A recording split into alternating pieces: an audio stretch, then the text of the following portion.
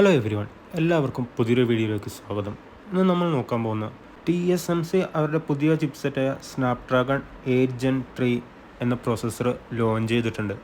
ഇത് ഞാനിപ്പോൾ ഓൺലൈനിലൊക്കെ നോക്കിക്കഴിഞ്ഞാൽ എല്ലാവരും ഇത് ഐഫോണിൻ്റെ A17 ബയോണിക് ചിപ്പ് ആയിട്ടാണ് കമ്പയർ ചെയ്യുന്നത്. പക്ഷേ എല്ലാവർക്കും അറിയാം, ഒരു ഫോണിൻ്റെ ഒരു മെയിൻ ഘടകം എന്ന് പറഞ്ഞാൽ അതിൻ്റെ പ്രോസസ്സർ തന്നെയാണ്. പക്ഷേ ഇതിൽ കൂടാതെ വരുന്ന ഒരു ഇതാണ് അതിൻ്റെ ഹാർഡ്വെയറായിട്ട് കമ്മ്യൂണിക്കേറ്റ് ചെയ്യാൻ ഉപയോഗിക്കുന്ന അതിൻ്റെ സോഫ്റ്റ്വെയറുകളൊക്കെ.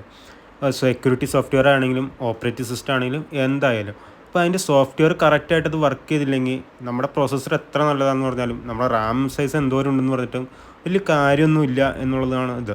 പിന്നീട് നമ്മളെപ്പോലുള്ള ഒരു സാധാരണ യൂസ് ഉള്ളവൻ ഇത്രയും വലിയ പ്രോസസ്സർ വെച്ച് അതിൻ്റെ മാക്സിമം യൂട്ടിലൈസേഷൻ എന്തായാലും ചെയ്യാൻ പോകുന്നില്ല. അതിൻ്റെ ഒരു നമ്മുടെ തലച്ചോറിൻ്റെ ഇത്ര ഭാഗം നമ്മൾ യൂസ് ചെയ്യുന്നു എന്ന് പറഞ്ഞ പോലെ അതിൻ്റെ വളരെ കുറച്ച് ഭാഗം മാത്രമാണ് നമ്മൾ യൂസ് ചെയ്യുന്നത്. അതുകൂടാതെ പിന്നെ ഈ പ്രോസസ്സറുകളൊക്കെ ഇപ്പോൾ പറയുന്ന പ്രോസസ്സറുകളെല്ലാം ഒരു പ്രീമിയം പ്രോസസ്സറാണ്. ഐഫോണിൻ്റെ ആണെങ്കിലും ശരി, സ്നാപ്ഡ്രാഗൺ പ്രോസസ്സറാണെങ്കിലും. അപ്പോൾ ഇത് പ്രൈസ് വെച്ച് നോക്കിക്കഴിഞ്ഞാലും ആ ഒരു പ്രൈസ് കാറ്റഗറിയിൽ വരുന്നത് ഇതാണ്. പക്ഷേ അതുകൂടാതെ നമുക്ക് കമ്പയർ ചെയ്യാൻ പറ്റുന്ന പ്രീവിയസ് വെർഷനൊക്കെ അപേക്ഷിച്ച് ഈ വർഷത്തെ പ്രോസസ്സർ എങ്ങനെ ഉണ്ട് എന്നുള്ളതാണ്. കഴിഞ്ഞ കൊല്ലം യൂസ് ചെയ്ത 4nm പ്രോസസ്സറാണ്. ഈ കൊല്ലം വ്യത്യാസമൊന്നുമില്ല, 4nm പ്രോസസ്സറാണ്. പക്ഷേ അതിൽ യൂസ് ചെയ്യുന്ന അറയ്ക്കുള്ള കുറച്ച് വ്യത്യാസം വരുത്തിയതുകൊണ്ടാണ് അതിൻ്റെ പെർഫോമൻസ് കൂടുന്നത്. മെയിൻലി ഇവർ ഫോക്കസ് ചെയ്താണ് പ്രീമിയം ലെവൽ പെർഫോമൻസ് ആണ്. കാരണം പ്രോസസ്സർ പ്രീമിയമാണ്, പിന്നെ ഫോട്ടോഗ്രാഫി പ്രീമിയം ആയിരിക്കണം, ഗെയിമിങ് പ്രീമിയം ആണ്, പിന്നെ ഓഡിയോ AI ഫീച്ചർ, ഇതിനൊക്കെ വേണ്ടിയിട്ടാണ് ഈ വർഷത്തെ പ്രോസസ്സർ വരുന്നത്. കഴിഞ്ഞ വർഷത്തൊക്കെ ബെറ്ററായിട്ട് പെർഫോമൻസ് നോക്കിക്കഴിഞ്ഞാൽ ഒരു 30% കഴിഞ്ഞ വർഷത്തൊക്കെ ഇമ്പ്രൂവ്മെൻ്റ് ഉണ്ട്. പവർ എഫിഷ്യൻസിയിൽ ഒരു 20% ഇമ്പ്രൂവ്മെൻ്റ് ഉണ്ട്. GPUവിൻ്റെ ഇതിലാണെങ്കിലും 25% ഫാസ്റ്റാണ്. ഇനി അല്ല, ഗെയിം സ്ട്രീം ചെയ്യുന്നവർക്കൊക്കെ ആണെങ്കിലും കഴിഞ്ഞ വർഷത്തെ അപേക്ഷിച്ച് 25% ഫാസ്റ്റായിട്ടാണ് വർക്ക് ചെയ്യുന്നത്. പിന്നെ ഫോട്ടോഗ്രാഫിക്ക് കൂടുതലും വീഡിയോഗ്രാഫി ഈ വർഷം കൂടുതൽ ഇത് പ്രാധാന്യം നൽകുന്നുണ്ട്. അതുകൂടാതെ ഇപ്പോൾ AIയുടെ ഫീച്ചർ വന്നുകൊണ്ട് കൂടുതൽ AIക്കായിരിക്കും ഈ പ്രാവശ്യം മുൻഗണന കൊടുക്കാൻ പോകുന്നത്. 3nm പ്രോസസ്സറാകുമ്പോൾ പ്രോസസ്സറിൻ്റെ ചിപ്പിൻ്റെ സൈസ് കുറയും, പിന്നെ 22% ഫാസ്റ്റ് ആവും, 34% പവർ എഫിഷ്യൻ്റ് ഒക്കെ ആവും, ട്രാൻസിസ്റ്ററിൻ്റെ നമ്പർ ഇൻക്രീസ് ആവുകയാണ് ചെയ്യുന്നത്. പക്ഷേ ഈ വർഷം ഇതൊന്നും ചെയ്യാതെ തന്നെ ഇതിൽ പ്രോസസ്സറിൻ്റെ ഇത് കുറച്ച് ട്വീക്കൊക്കെ ചെയ്ത് പെർഫോമൻസും എഫിഷ്യൻസിയും കൂട്ടുകയാണ് ചെയ്തത്. അതിൽ ഇവർ ചെയ്തേക്കെന്ന് വെച്ച് കഴിഞ്ഞാൽ 8 കോർ പ്രോസസ്സറിന് കഴിഞ്ഞ കൊല്ലത്തെ അപേക്ഷിച്ച് ഈ കൊല്ലം പ്രൈം കോറായിട്ട് 7 വെച്ചിട്ട് പെർഫോമൻസിന് വേണ്ടിയിട്ട് 5 കോറും 2 എഫിഷ്യൻറ്റി കോറുമായിട്ട് വെച്ചത്. പക്ഷേ ഈ 5 പെർഫോമൻസ് കോറിൽ അവർ അത് പ്രത്യേക രീതിയിലാണ് ചെയ്ത് വെച്ചത്. അതിൽ 3 പെർഫോമൻസിലും 2 എഫിഷ്യൻസി കോറുമായിട്ട് വർക്ക് ചെയ്യും. അതിൽ ടോട്ടൽ 5 പെർഫോമൻസ് ചെയ്യുമെങ്കിലും അതിൽ 2 എഫിഷ്യൻസി കോറായിട്ട് വർക്ക് ചെയ്യും. അതിൽ അവർ ചെയ്തേക്കണ ഒന്ന് കോർട്ടെക്സ് X4ൻ്റെ ഒരു 3.3 GHz ക്ലോക്ക് സ്പീഡും, പിന്നെ 3 കോർട്ടെക്സ് A720യുടെ 3.15 GHz സ്പീഡും, പിന്നെ 2 കോർട്ടെക്സ് A720യുടെ 2.96 GHz. അതുകൂടാതെ എഫിഷ്യൻസിക്ക് വേണ്ടിയിട്ടുള്ള 2 കോർട്ടെക്സ് A520യുടെ 2.27 GHz ഇവർ സെറ്റ് ചെയ്യുന്നത്. അപ്പോൾ കൂടുതലും പെർഫോമൻസും ചെയ്യും, പവർ എഫിഷ്യൻസി ആയിട്ടാണ് ഇവർ ചെയ്തത്. അതുകൂടാതെ ക്യാഷ് മെമ്മറി ഒരു 12 MB ഇതുവരെ എത്തും.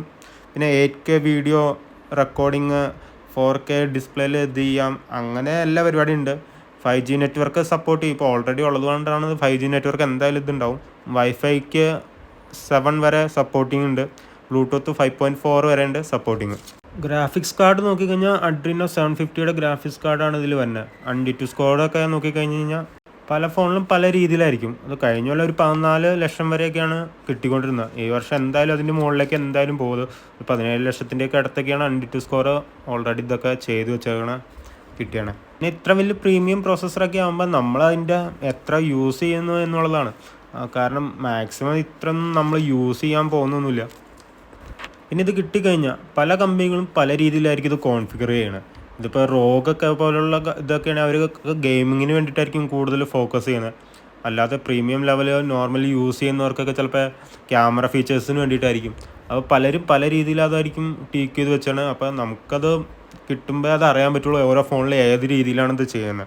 ഇപ്പോൾ ഓൾറെഡി ഇപ്പോൾ ലോഞ്ച് ആയ ഫോണൊക്കെ നോക്കിക്കഴിഞ്ഞാൽ ഷോമിയുടെ 14 പ്രോയിലും 14ലും ഇതാണ് Gen 3 ആണ് വരുന്നത്. പിന്നെയുള്ളത് IQൻ്റെ 12 പ്രോയും 12 ആണ് വരുന്നത്. OnePlusൻ്റെ 12ഉം 12 പ്രോയും വരുന്നുണ്ട്. റിയൽമി GT5 പ്രോയിൽ ഇതാണ്. വിവോയുടെ പ്രീമിയം ഫോണ്, ഒപ്പോയുടെ പ്രീമിയം ഫോണിലൊക്കെ ഇനി വരാൻ പോകുന്ന ഈ പ്രോസസ്സറായിരിക്കും. പിന്നെ റോഗ് ഗെയിമിങ്ങിന് ഓറിയൻറ്റഡ് ആയിട്ടുള്ള പ്രോസസ്സറിലൊക്കെ ഇതായിരിക്കും വരാൻ പോകുന്നത്. അത് ചിലപ്പോൾ കുറച്ചുകൂടി ക്ലോക്ക് സ്പീഡൊക്കെ കുറച്ചുകൂടി അഡ്ജസ്റ്റ് ചെയ്തിട്ടായിരിക്കും വന്നത്. സാംസങ്ങിൻ്റെ കൺഫേം അല്ല.